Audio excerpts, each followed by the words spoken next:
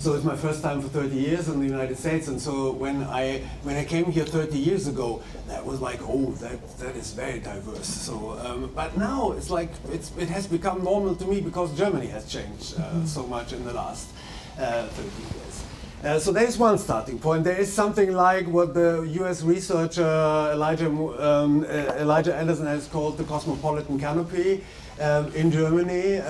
That means we have, on an everyday level, we have learned to deal with diversity. We even cherish it in everyday life in a lot of situations. On the other hand, you have the ongoing migration crisis in Germany, and that is actually not playing out so much in everyday life. Depends on where you are. When you go to Eastern Germany, it might be different, but in Western Germany, I don't know if that is something you would experience in everyday life. That is something plays out in the media and in politics, basically. You're nodding, so you know that from the United States. So this migration crisis is saying there are allegedly too many migrants in Germany, and migrants in a way compared to 2015 when there was the talk of the so-called refugee crisis. Now it's the migration crisis. Migrant has become a kind of synonym for refugees invading the country and exploiting our social security system, basically. So this idea of the crisis snowballed in like the last 2 years through all the media. You see there the cover of Der Stern. How many refugees is Germany, could Germany bear? That is like this perceived crisis we have in the media, and then the populist parties actually settled on that in a way that was always their topic. Right-wing extremists, that was always their topic, immigration. But it is not only the populist discourse, but it is in mainstream politics now too. Minister of Finance Lindner has actually said that then Germany makes it too easy for those who come with the wish to profit from our welfare state. One leader of the Christian Democratic Union said that Ukrainians who don't work in Germany have to leave the country immediately. And the Chancellor, he's in a way repeating his mantra that we have to do deportations on a big scale. So that is he's actually repeating that all the time. And so that is this discourse on the migration crisis, and I mean it's hard to counter that discourse because it is like it is so untrue in a way. I don't know if it is a question of knowledge, but I'm doing it anyway. I have my arguments there because there is actually no migration crisis in Germany. If you look at the figures, then in the last 2 years there was a constant influx of asylum seekers to the Federal Republic, but they came basically from Syria and from Afghanistan. So that in migration studies we call that network migration. If 1.5 million Syrians come into the country in 2015 with the blessings from Chancellor Angela Merkel, then migration will follow up to that 1.5 million people already living in a country. So that is nothing very special. The figures went down in 2024, actually quite gravely went down in 2024. So what crisis is there to talk about? If we talk about the Ukrainians not working, what you have to know is that the influx from Ukraine followed the war from Russia against Ukraine.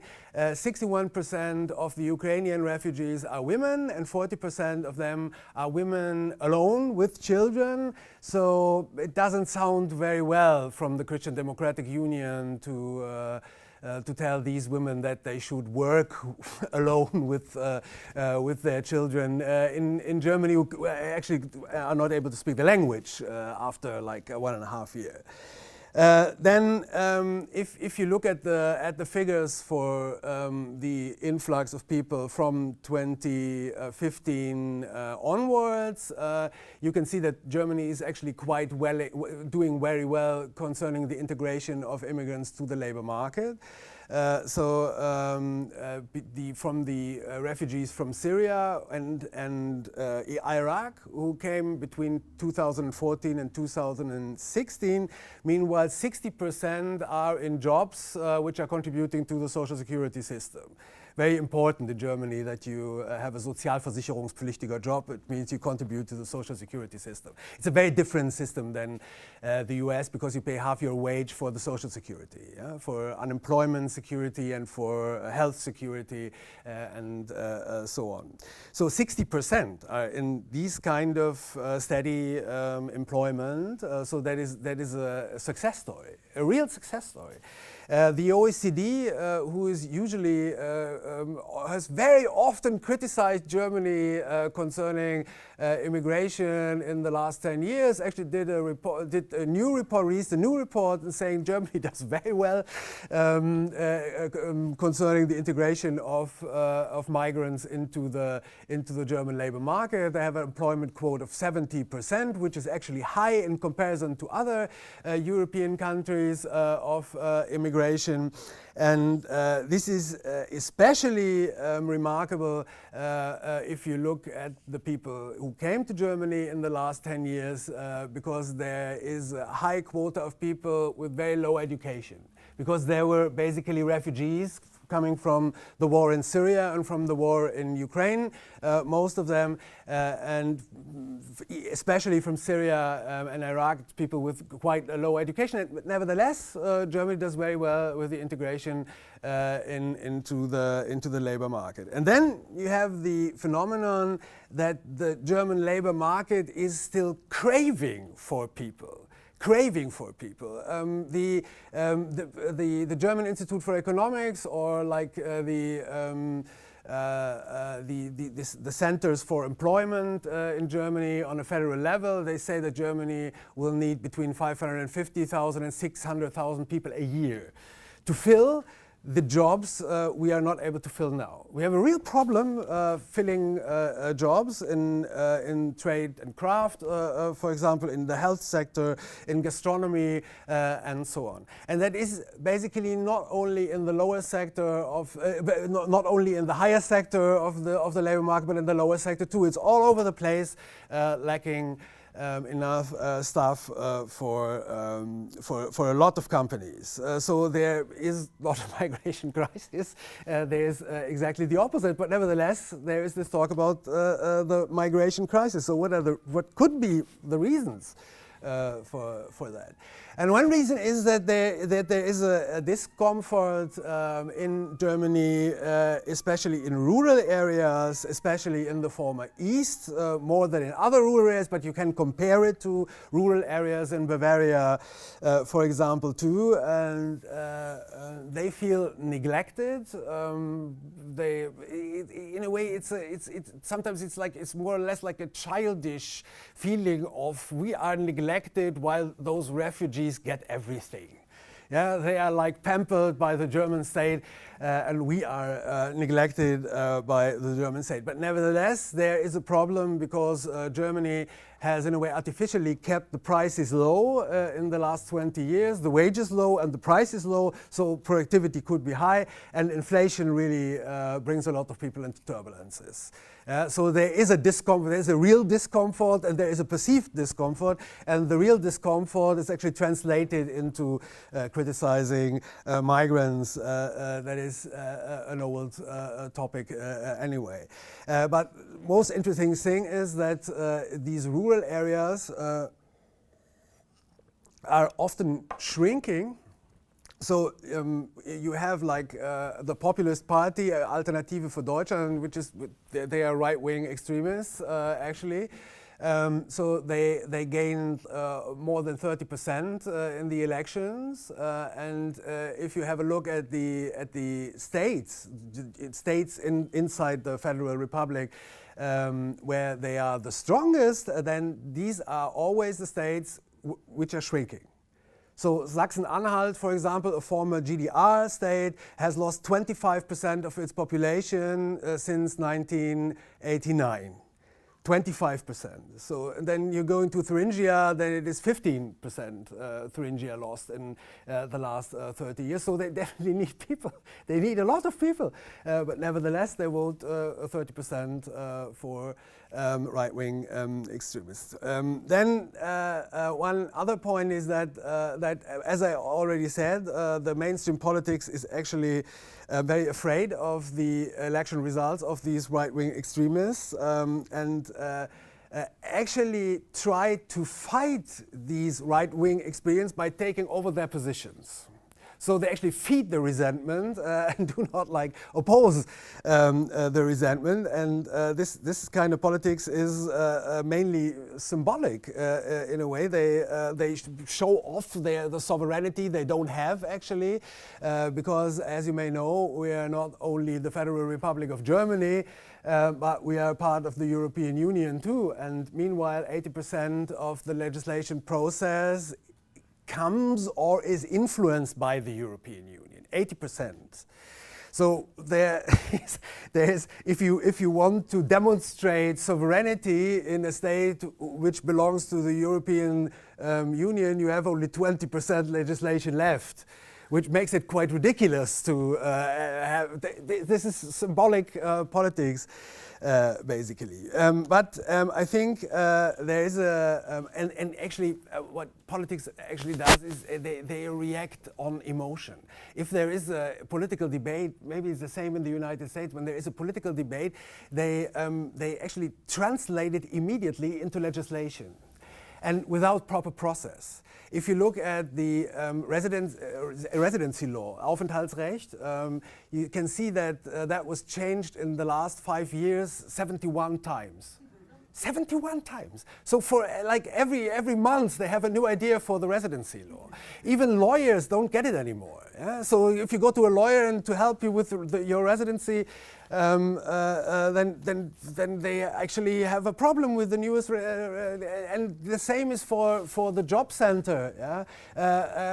Women at the job center in a higher position, she told me, okay, politics gave us the so-called Bürgergeld, the citizens' funds, and then they changed it after 3 months into something completely else, the so-called job turbo. So you are not able to follow all the regulations they do in legislation. That has become a big problem, because actually the politicians most of the time they really don't know what they are doing, if I may say so. But one grave point is too that Germany has still this idea of homogeneity about itself.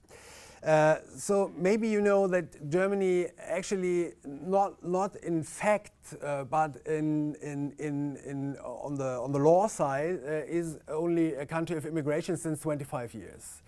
So in 1998, for the first time, a German government said that there had been an irreversible process of immigration to the Federal Republic of Germany. As you may know, that so-called guest working in Germany started in the 60s, actually. So 1998, for the first time, they said there has been an irreversible process of immigration. And they even didn't call it immigration, because the translation for immigration would be Einwanderung, but they invented a new word, and that is Zuwanderung. That means migration towards. There is no actual translation for it. It's actually in Germany it was like nobody has spoken of Zuwanderung before 1998, and now it is a word everybody uses. It's crazy, but nobody knows what it actually means. So it's Einwanderung, immigration, but what Zuwanderung is, we don't know. But there has been an irreversible process of Zuwanderung, migration towards. That was in 1998, and in 2000 the citizenship law was changed for the first time since 1913. And this was really a big step for the Federal Republic of Germany, because in the citizenship law of 1913, the German citizenship was nearly exclusively based on the biological belonging to the German nation, to German ethnicity, to, in a way, on blood. You had to have German blood to be a German. And you could apply for citizenship, but you had to like substitute blood by being assimilated to German culture.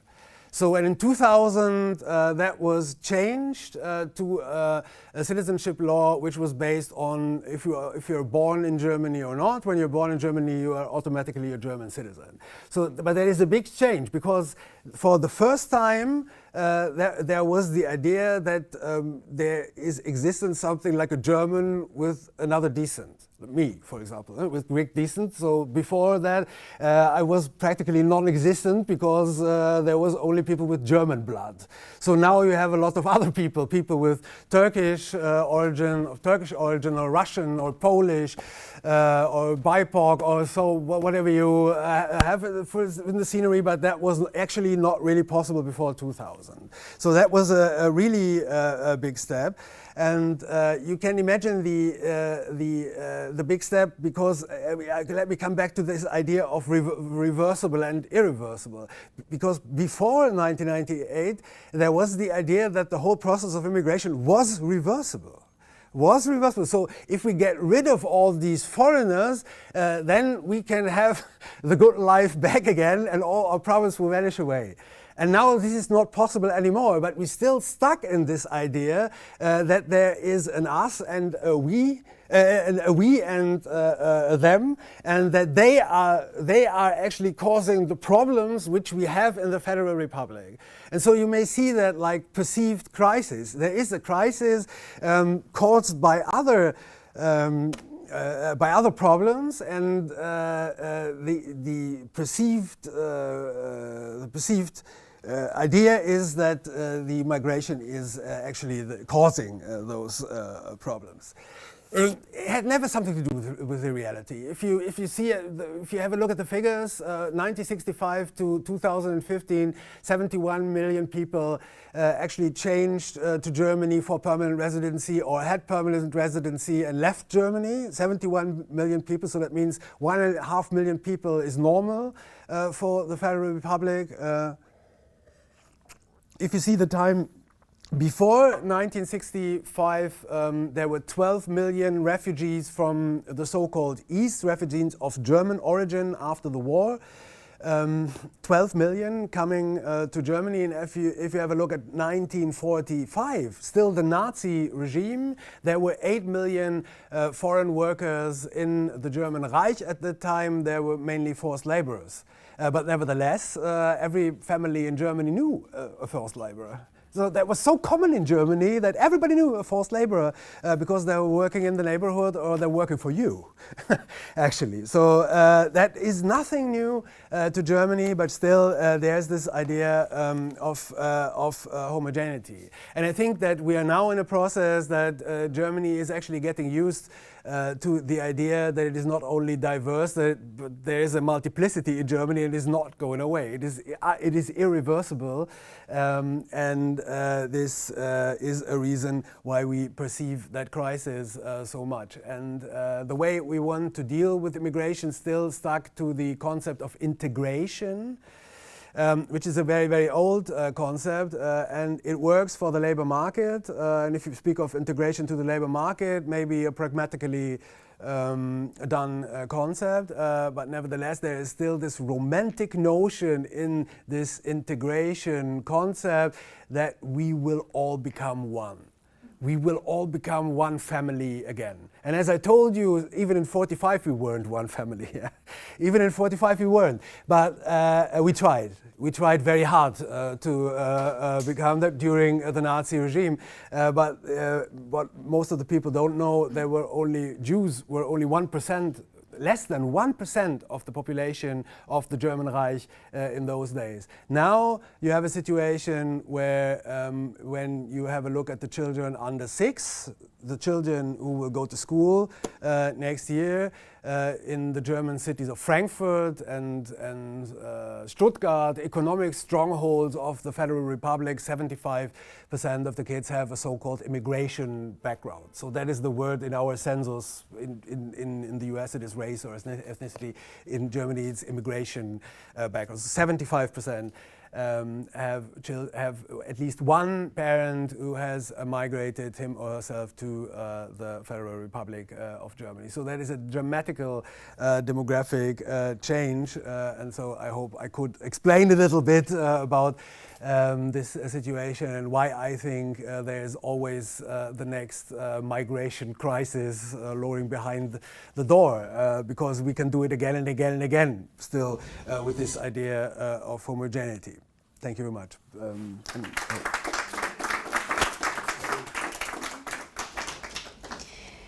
Thank you very much for the invitation to be tonight here with you, and to Mark for this very stimulating conversation on the context of migration in Germany.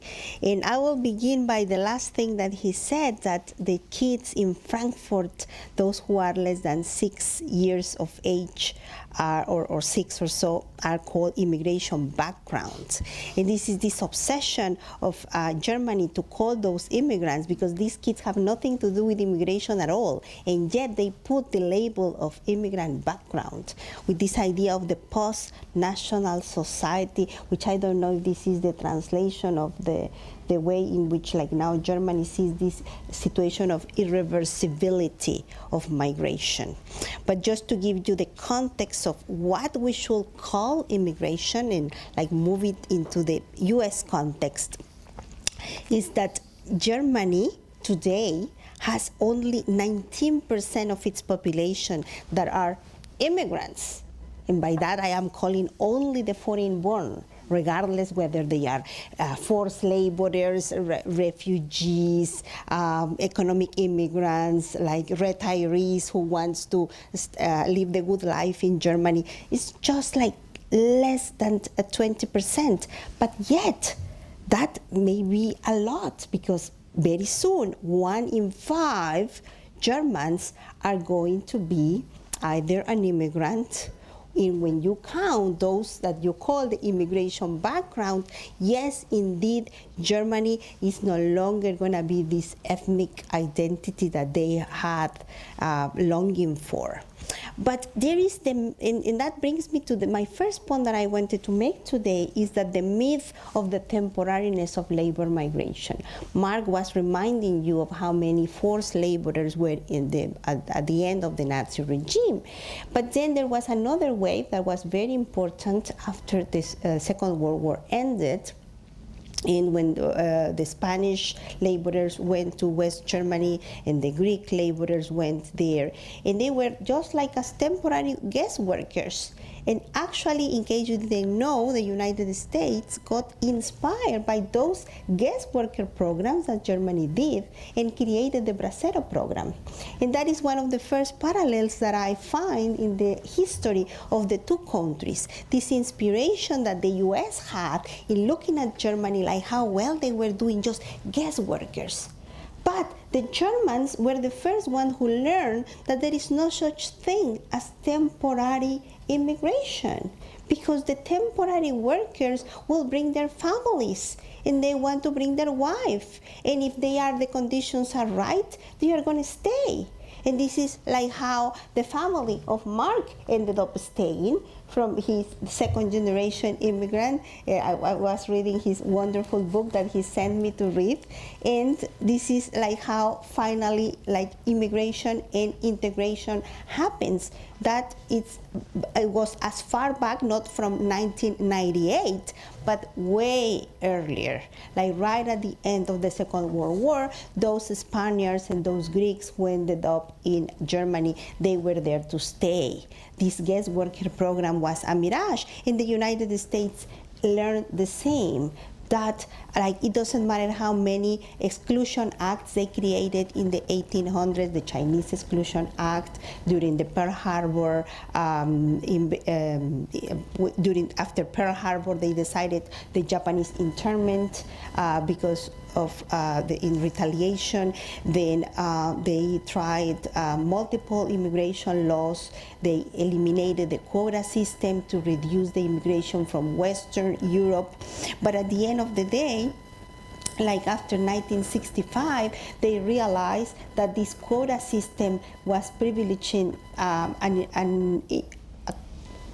a geographic region that was no longer interested in coming to the United States. After the Marshall Plan, and many of those Southern Italians or Spaniards who had arrived to the United States, they no longer saw the need to continue this immigration. So what happens in this country after 1965 is that they are coming just from one region mostly, which is Latin America. And this is how you now explain that in this country now they have 14% of the total population is now immigrants, and in this immigration they have 60 million who happen to be from just one background, which is from Latin America. So now the immigration from Latin America, when you count both first generation and second generation, which is the Latinos who are living here, are 1 in 5 of the US population. So 20% of this country is no longer Anglo-Saxon white. They are from Latin America. And this has also been a very long process for the United States to reckon with this reality. What are they gonna do? Because they learned the hard way that when they instituted the Bracero program between 1942 and 1965, all these immigrants who came from Mexico, they brought their families and they stayed here. And this is how you started this migration from Latin America. But I also noticed that what has been happening with the populist classes in both countries is that these politicians who are like creating these narratives are really completely out of touch with their constituents. They are really not understanding what are their needs and how much globalization and free trade and automatization and the creation of lots of robots that have displaced many workers have been really affecting these people. In case of Germany, those who were in the former Eastern Germany, and in the United States, those places in the Rust Belt in the South, which lost after the 1970s in the deindustrialization of global cities. Many of the good jobs that had a union were shipped either to the border of Mexico or to Asia or to Central America and the Caribbean. And those workers were left out with the possibilities of fighting for their rights as workers, and they had to even train their replacements that they were going to have, even though they were not going to have a job anymore.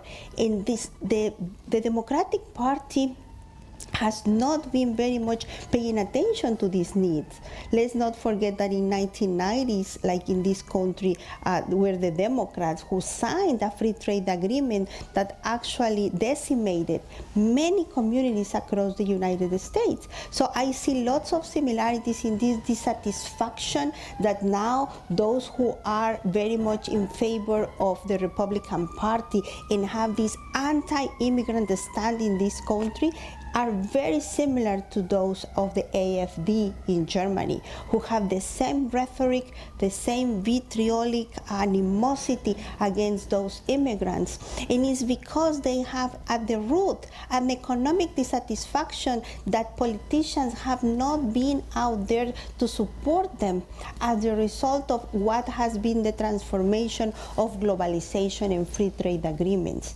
in which these in the elites have created this very unequal distribution of resources, in which accumulation in advanced capitalist societies such as United States, Germany, keeps on becoming more and more aggressive.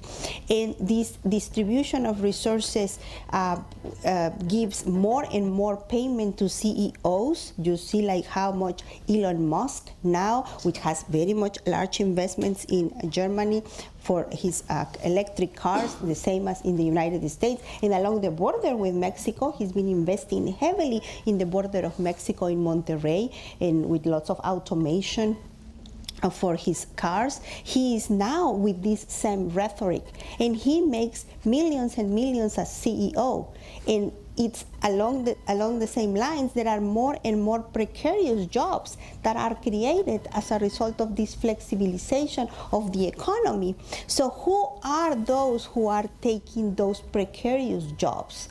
Are immigrants, like the essential workers who were very much needed in the pandemic, were very easily forgotten. And so now these workers, you no longer hear, neither in Germany nor in the United States, that they are getting any preferential treatment. So what the Democrats did after all these millions of people who died, including essential workers who were mostly people of color here in the United States, how they were replaced? What they did was immediately after the pandemic, they opened the border and they allowed lots of people to arrive, to create these jobs, to fulfill these jobs that this country desperately needed, with very low levels of unemployment. And at the moment that the rhetoric of the Republicans starts to say that, oh, there are way too much, which is again creating a crisis, and it's very similar that such crisis does not exist. The numbers are not higher. We have had like 10 to 11 million undocumented immigrants since the 1990s, since the mid-1990s. So this problem was created very early, like 30 years ago, because of the dysfunction in Congress that has never allowed a new regularization program since the year of 1986. We are living in a post-IRCA environment, which is the Immigration Reform and Control Act that was passed by Congress in the year of 1986, and after that year, there has been no possibilities of legal immigration here. So it's very easy when you hear on the nightly news that they say, people go back in line, they are like violating our laws. There is no such line, and there are no possibilities of coming here legally by the current immigration laws, which was created in 1965. And what they did was, as a result of the civil rights moment in this country, in a moment of lots of egalitarian systems, they decided to give the same treatment to all countries. So at that moment, the Dominican Republic, to give you an example, a tiny island in the Caribbean, got an allotment of 25,000 visas per year, and Mexico got 25,000 visas per year as well. Didn't matter that they had a Bracero program and the family reunification was churning and churning, and they just could not keep up with the backlogs. And there are still people waiting for 20 years in Mexico, 15 to 20 years in the famous waiting line for regularization. Because the only possibilities for Mexicans to regularize and come legally is through family reunification when there is no cap. Everything else has a cap because of this 1965 law. So when you really try to look at what is happening, it's very sad that politicians, they do not care to tell you the truth. It's very easy to go and pander to the masses and move the needle when it's necessary. I've been long observing for more than 30 years like what has been happening in this country and how the movement towards like more unauthorized migration with no end in sight continues to be increasing. And what I've noticed in the latest campaign, at the moment in which the most important element to win the next election, the upcoming election on November 5th, became an anti-immigrant rhetoric, at that particular moment, what the Democrats do? They immediately close the border. They immediately start to criminalize all immigrants, and they said nobody else is going to enter. We are going to build a wall. We are going to continue building the wall. We are even now buying guns. Like candidate Kamala Harris has been on TV saying that she owns guns. Now it's kind of a badge of honor. So you are now trying to win elections. It doesn't matter. So it doesn't matter anymore who you are, doesn't matter your values.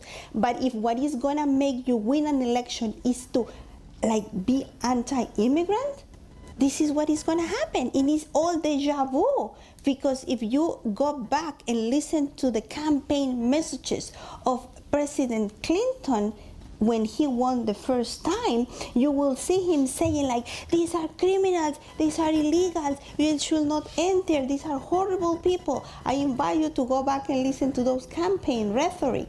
And this was a Democrat who was really criminalizing the situation with all these immigrants. So I see really lots of parallels, especially at the moments of here in the United States. How is it that the immigrants would use soli? So meaning that anyone who is born in the in the U.S. soil can have immediate citizenship, which is something that the anti-immigrant groups want to get rid of, which is going to be very difficult because it needs 2/3 of Congress, especially in the Senate, to pass. But this is the remnants of the slavery.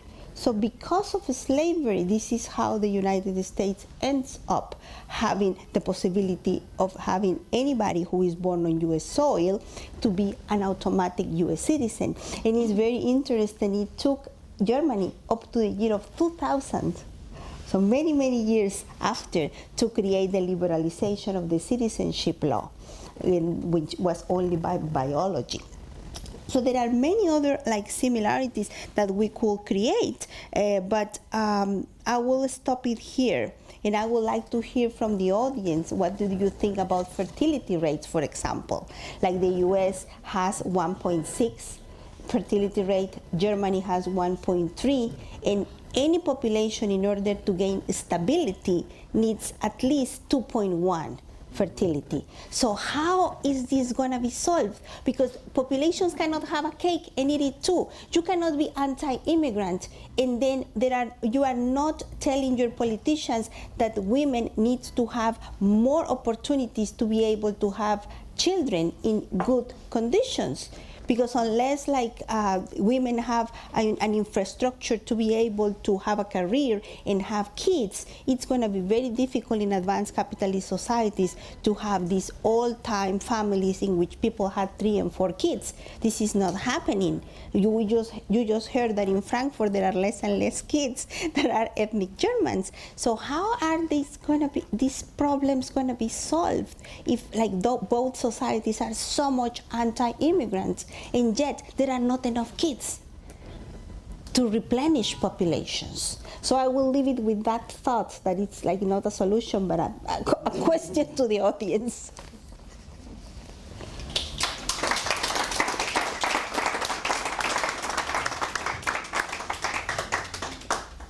But it's exactly the same contradiction in the German discourse between anti-immigration discourse and at the same time the conditions for, they created conditions to raise the birth rate in roughly 10 years ago by paying young couples the so-called Elterngeld, parent fund, something like this.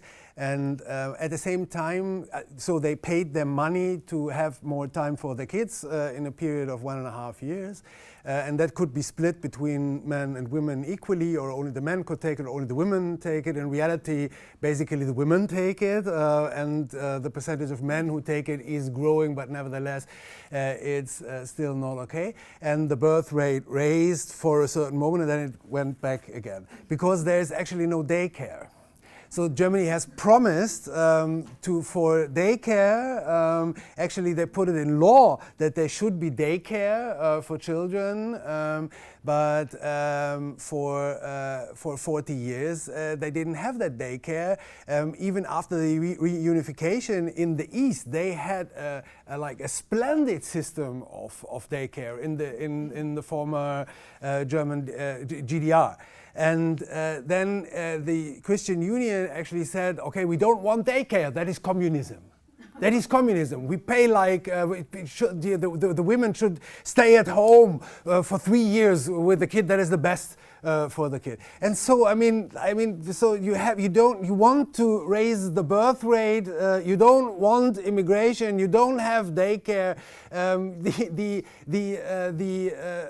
measures you took to raise the birth rate are not working, but you don't evaluate them. So I don't know what kind of politics that is. I really don't know what is the what is the idea of all that. You create a lot of contradictions, and the populists actually work on that. I mean, there was this funny moment when Alternative für Deutschland, they did my favorite poster in Germany for a very long time. There was a car on the picture, and it said, "My car would vote for AfD." Your car would vote for AfD, and I thought, oh, okay, my car too, actually. So, because you're actually torturing people in the inner cities not to go by car, actually torturing them not to go by car. And on the other side, the train system is completely failing in Germany right now. So we have all these commuters between one city and the other, and the train is not coming, and you need 1.5 hours for a ride you normally need 20 minutes for, and so on. And it's really a really complicated situation for a lot of people. So you say don't use the car, and you don't have a train system at the same time. So what do you want? So this is always creating contradictions for them. They drive them literally crazy. They drive them literally crazy. And actually, I think it's a system. It's a kind of, that is the policy, to drive you crazy, that you don't have the time to resist to that system. It's very practical for politics in our times now. Any questions, comments? I'd like to make a comment. I hope I don't upset the apple cart. I was born in East Prussia. In 1948 we got to Lower Saxony. The locals called us riffraff. Right. Then in 1950 we went to the Cologne area, Bergheim. They called us Pimocken. Yeah. That's a word for I know that word. potato Mhm. bags. Primary refugees. It was absolutely awful.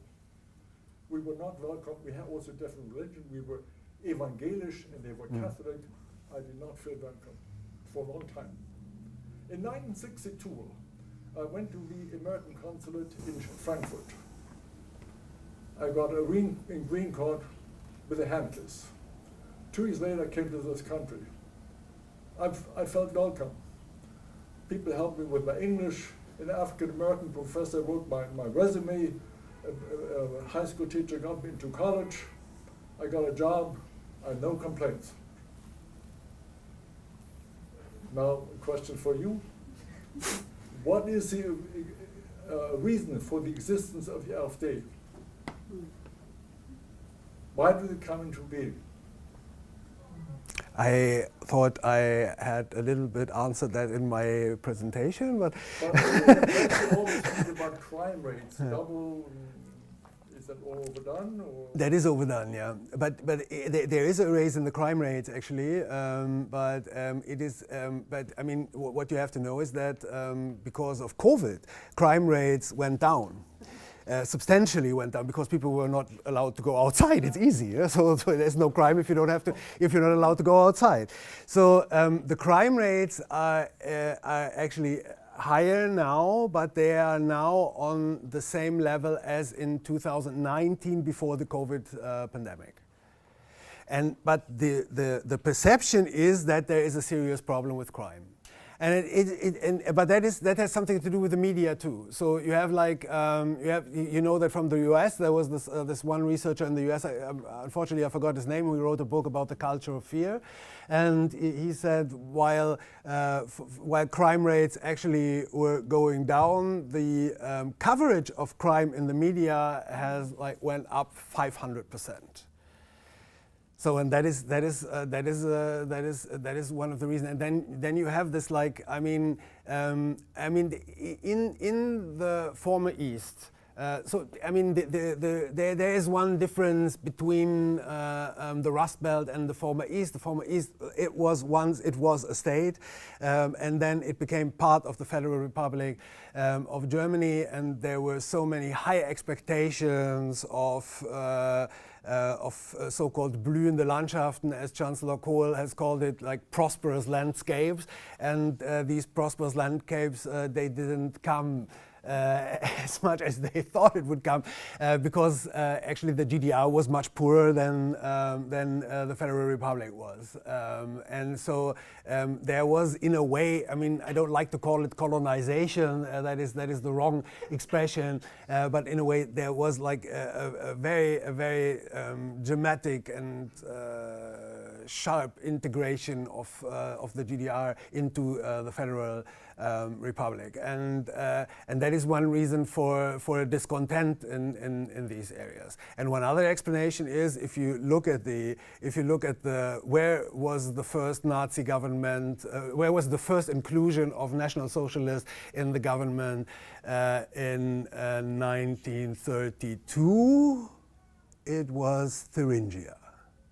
And now you have 33% of Thuringians voting for Björn Höcke, who is actually a right-wing extremist. If you compare that to the figures in the elections for the National Socialist Party in North Rhine-Westphalia, for example, Catholic North Rhine-Westphalia, they didn't vote that much for it was a lot of people voted for the National Socialist Party, but not as much as in Thuringia.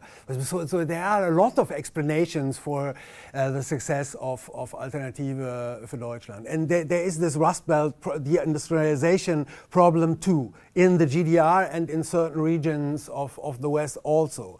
It's not easy. It's not easy to explain. It's not like there is one explanation for it. There are a lot of explanations for it.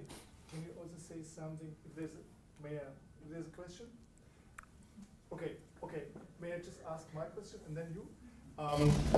Can you say something? I think maybe I'm mistaken.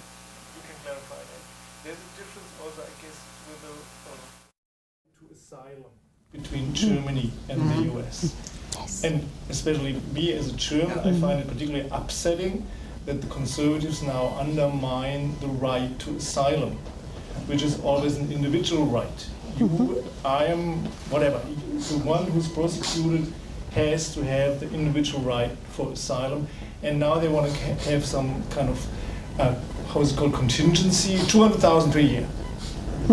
And so what about the one who's the 200,001, but he would be prosecuted in Afghanistan, and he would be denied. So that's something I find particularly upsetting. Can you speak about the differences in asylum law in Germany and the US? Maybe the US first? Yes, sure. Well, the United States is a latecomer to refugee laws, because even though they accepted the United Nations Convention on the Refugees, it was until President Reagan in the year of 1980 when the United States, through Congress, decided to have a national refugee law. But unfortunately, this country has never taken the direct or the original values, neither of the Refugee Convention of the United Nations, because since they started taking refugees, first the Holocaust, all the Jews that they were taking because of the Holocaust, but then more recently, since the 1960s, the ways in which the United States has taken refugees has been by political interests. So all those who were from communist countries, regardless of persecution, they were taken as refugees, as a blanket statement, all of them. So all Cubans were admitted as refugees with the Cuban Adjustment Act, was legal refugees, all of them. All Vietnamese were taken. But then they decided to make distinctions of good refugees and bad refugees. At the moment, at the end of the Cold War, for example, Salvadorans, Guatemalans, and Hondurans were no longer accepted as a blanket refugee. Why? Because the Sandinistas went to power in the late 80s, therefore, there was no longer the need because the Berlin Wall falls in 1989. So everything that was happening in Central America was no longer of the interest of the United States. So long story short, they now are offering temporary protective status to Venezuelans, for example, because it's convenient for the United States to keep on having an interest in Venezuela.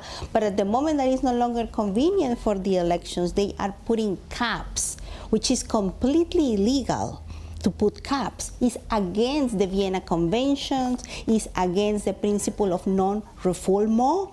The principle of non-refoulement says that you, as a country that accept the right to asylum, you can never send back an individual to harm's way. That's illegal in all sorts of conventions. And the United States is doing that, especially with the externalization of borders, something that Germany has done, like since September, has externalized its borders, something that was unthinkable, but they just did it in September. But the United States has been doing it since 2014 with the crisis of the unaccompanied minors from Central America. They decided to ship the asylum process to Guatemala, to Mexico, and now they are doing it to Panama and Colombia, because they no longer want people to assert their asylum in the United States, in the border, and request the right to asylum to be safe from persecution. Now the United States want them to seek the right to asylum in these new borders that they created outside of the US. And this is a pattern that is happening throughout the world, through the situation in which more and more migrants are requesting asylum. And so another thing that is very important to remember is that the Vienna Convention in the United Nations on asylum decided that it's a right that all individuals have a right to asylum. Yet the convention is silent on the right of granting the asylum. Any individual has a right to request asylum, but the granting was reserved to the sovereignty of every nation. So every nation has the sovereign power to decide who belongs and who does not belong. The right to asylum is there. You are free to request asylum at any border you please. But the nation state retains its sovereignty and does not respect international accords. I just gave you the example of non-refoulement. And nobody says anything to the United States. And they've been shipping back Venezuelans and Guatemalans and Salvadorans back to harm's way. And many have been killed by gangs in El Salvador. And nobody says anything. And that's a violation of the asylum law. And I'll let Mark to explain to us how Germany functions on that. It's not easy to explain how it functions. There is one similarity between the US and Germany, and that is for a very long time there was actually no legal way to immigrate to Germany. Since in 73, the for economic immigrants, for economic migrants, for those yeah. who are not refugees. Yeah, sure.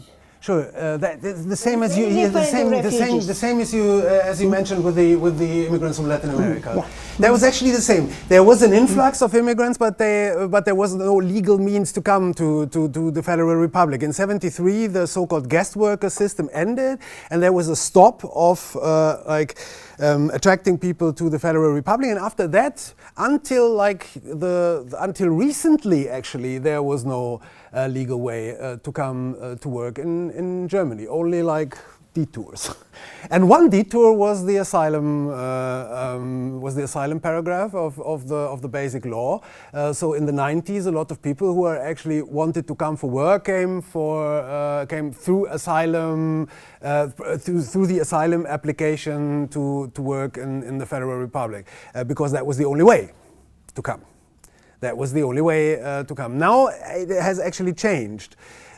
Because of the war in Syria and because of the war in Ukraine and because of the war in Afghanistan, where we actually were involved in, and we told the Afghan people that we will protect them from the Taliban, which we didn't, and so there were a lot of people collaborating with the German forces in Afghanistan too, and actually we don't, I mean, now it's their problem, we don't want them, but they are applying as asylum seekers, which makes sense to me.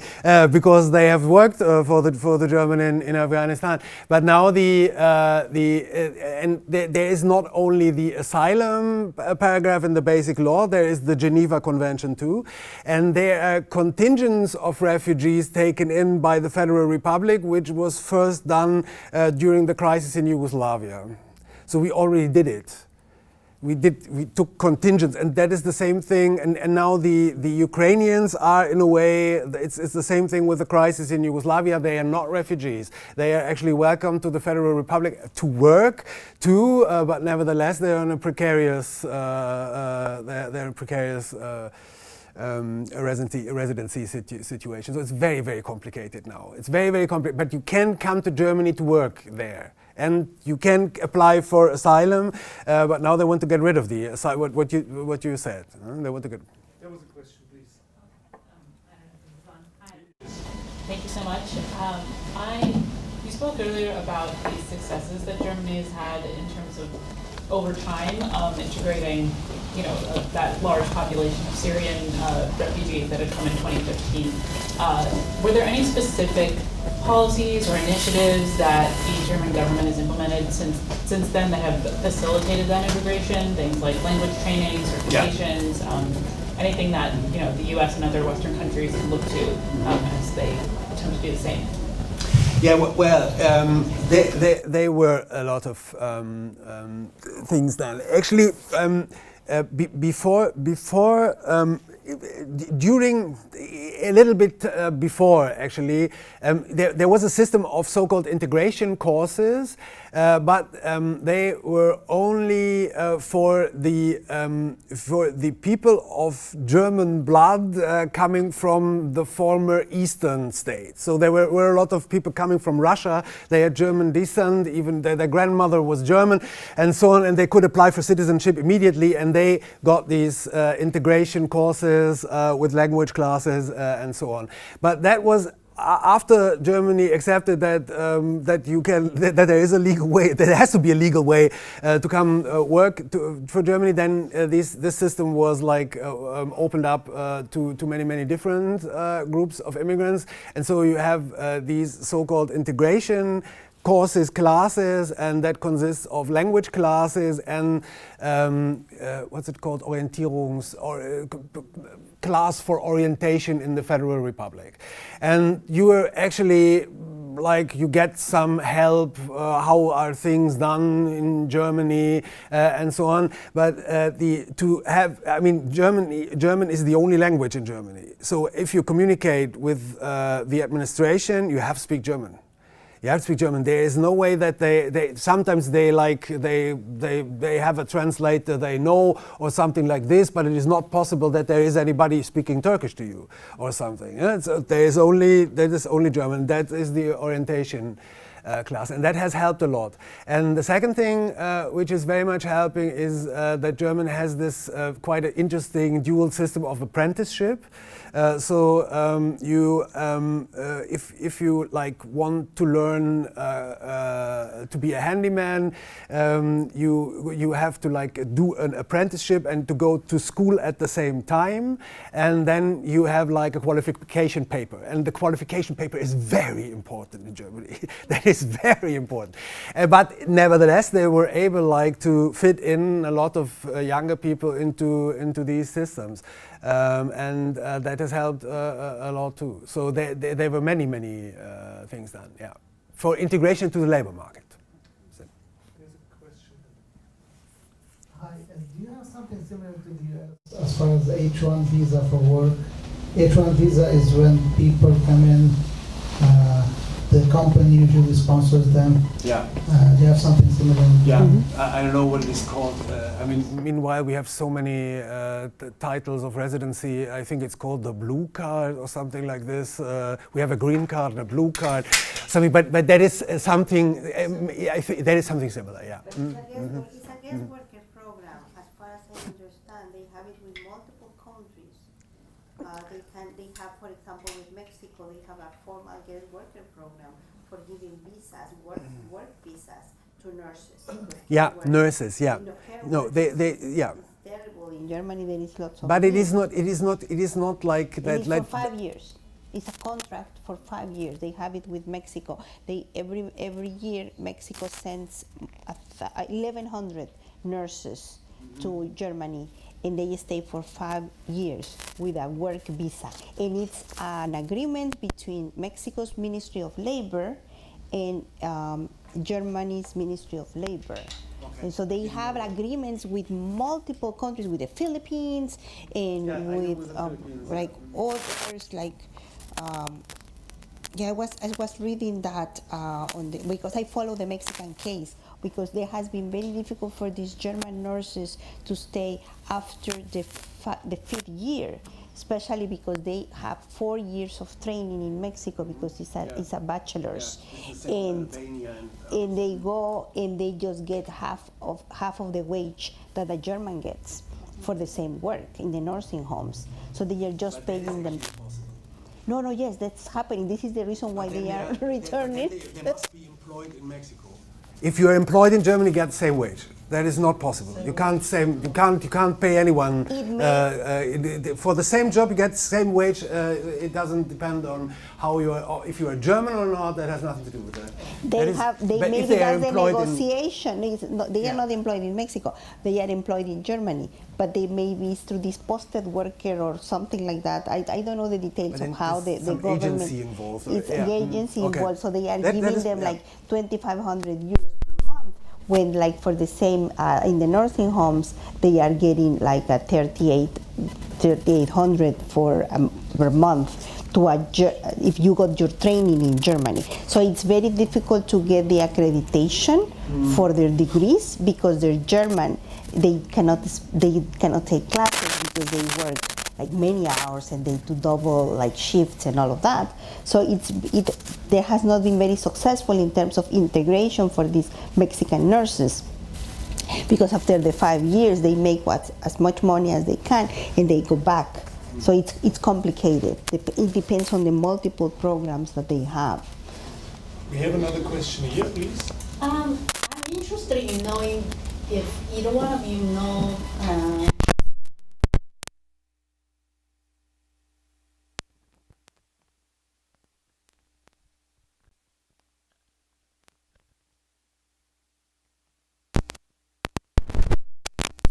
that way, no matter in terms of whatever way you want to become the Japanese citizen.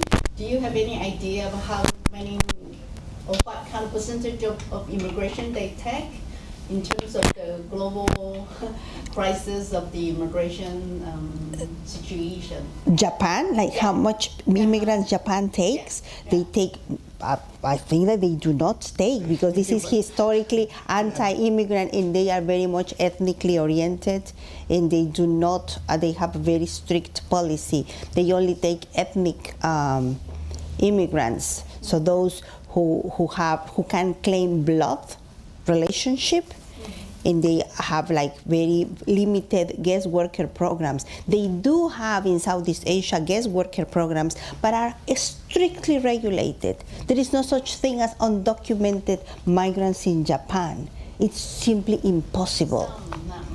There might be like very tiny, very little. So we have 2 more questions, and maybe then we call it a night.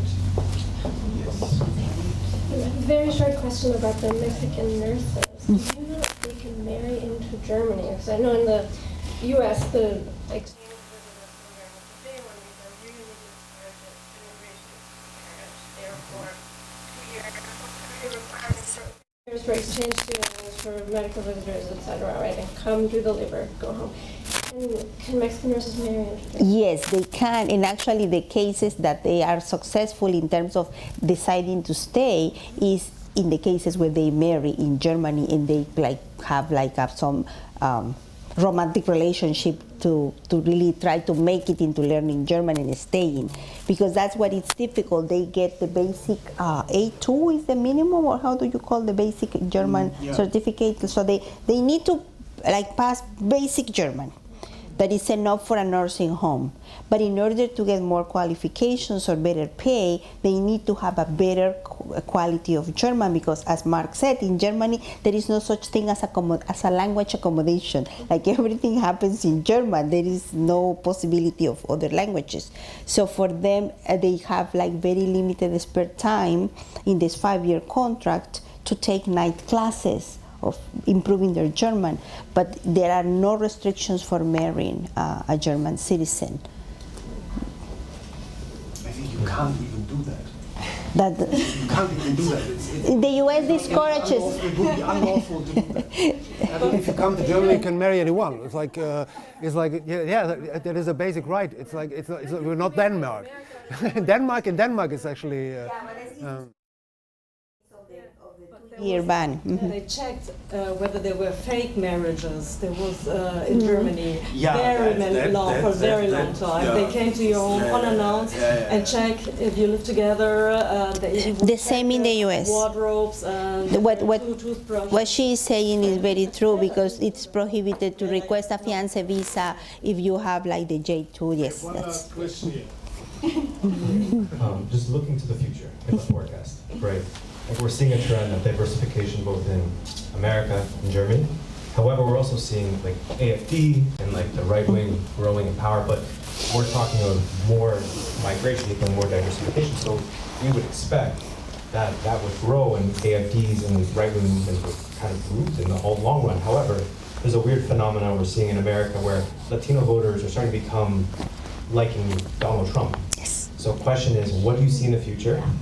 And are we seeing that in Germany, where the contradictions of things like that occurring, and how does that impact the future of the system, if that makes sense? Well, I will say that this is the paradox of the success of the integration, because the Democratic Party thought that Latinos would eternally be loyal to the Democrats just as African Americans did. And they never courted them. They ignored them election after election. And they thought that just by osmosis. But that's the success of integration, number one. And the same for the Turkish youth who are like AfD, militants. And they are, I will say, I will not speak for Mark. Well, but they are sympathizers. I will not say militant, is a very strong word.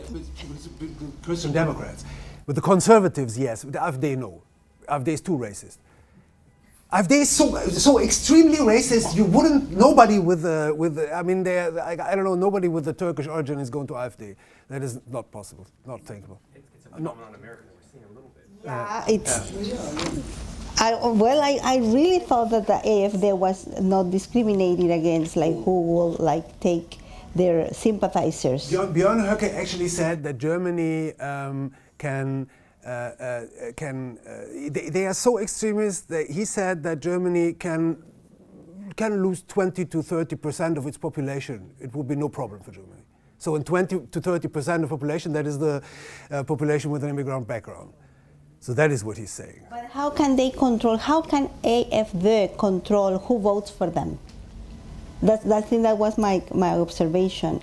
Like when they have studied like who is voting, who is these 20% that they are getting, the AfD, there are not only like ethnic Germans who are voting for them. Only 100% ethnic Germans. Most of them, yeah. Well, but going back to your question, like it's going to take the Democrats to really stabilize the numbers, because yes, it goes in waves. So this year, like Donald Trump may expect to beat his last performance, which was 38 of the Latino vote, but he does not hold the record. The record is held by George Bush, which with 42% of the electorate, of the Latino electorate, giving the preference to George Bush. So Latinos are very much flexible in their allegiances. Not all of those who vote for the Republicans are Republicans themselves. There are many who are voting, especially Las Vegas, Nevada, in other battleground states, because of dissatisfaction with how much the Democrats have not fulfilled economic promise and the precariousness of their jobs. So this is why they are very much attuned to this anti-immigrant rhetoric that like talks about competition. Somebody is threatening my livelihood. Somebody is threatening like how I'm gonna put on the table my next meal.